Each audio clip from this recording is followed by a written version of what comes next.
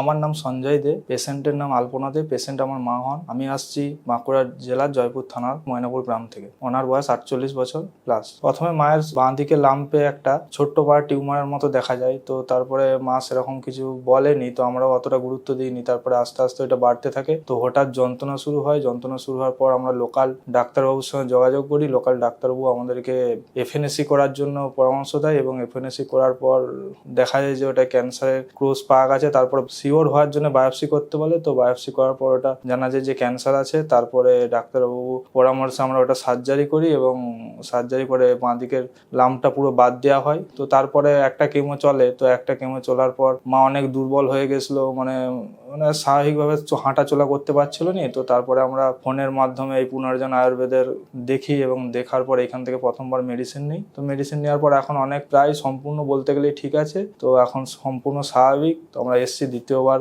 Medicine নেওয়ার জন্য। প্রথমে যন্ত্রণা হতো, যন্ত্রণার পর একটু শরীরে রোগ আসলে যেটা হয়, খাওয়া দাওয়া হালকা করে কমে যাচ্ছিল আস্তে আস্তে। তো এখন প্রথমবার মেডিসিন নেওয়ার পর এখান থেকে তো খাওয়া দাওয়া ইমপ্রুভমেন্ট হয়েছে, এখন ভালোভাবে ঘুমাতে পারছে, সেরকম কোনো অসুবিধা হয় না। আর জ্বালা যন্ত্রণা বা কোথাও কিছু ফুলা টুলা কোথাও কিছু নেই। যে জায়গায় বায়োপসি হয়েছিল সেটাও এখন সম্পূর্ণ প্রায় ঠিকই বলতে গেলে চলে। তো এখন মাকে জিজ্ঞাসা করছি, মা বলছে একদম ঠিক আছে, আগের মতো আছি, রোগ হওয়ার আগে যে ছিল সেরকম আছে।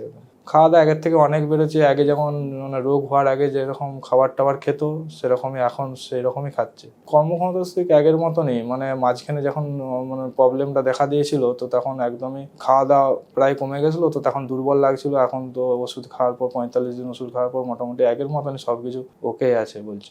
আগে ও যন্ত্রণা হতো টুকটাক কোনো কিছু করতে পারতো না, চুপচাপ বসে থাকতো। তো এখন মোটামুটি সব কিছু করছে, শরীরে কথাবার্তাতেই মনে হচ্ছে যে অনেক এনার্জি আছে। হাঁটা চলা থেকে শুরু করে সমস্ত কিছু, গল্প টল্প সব একদম।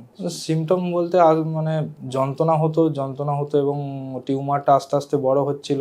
তারপর একটু খাওয়া দাওয়া একটু কমে যাচ্ছিল, আস্তে আস্তে খাওয়া দাওয়া কমছিল।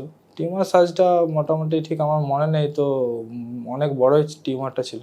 কেমো নেওয়ার সময় শরীর একদম দুর্বল হয়ে গেছিলো, একদম হাঁটতে চলতে পারছিল না, প্রচণ্ড শরীরে গা হাত পা যন্ত্রণা, এবং জ্বর টর তো ছিলই। খাওয়া দাওয়া একদম কমে গেছিলো। ডাক্তার বলেছিল আরও কেমো নিতে হবে, মোটামুটি যতদিন বাঁচবেন কেমো নিয়েই যেতে হবে।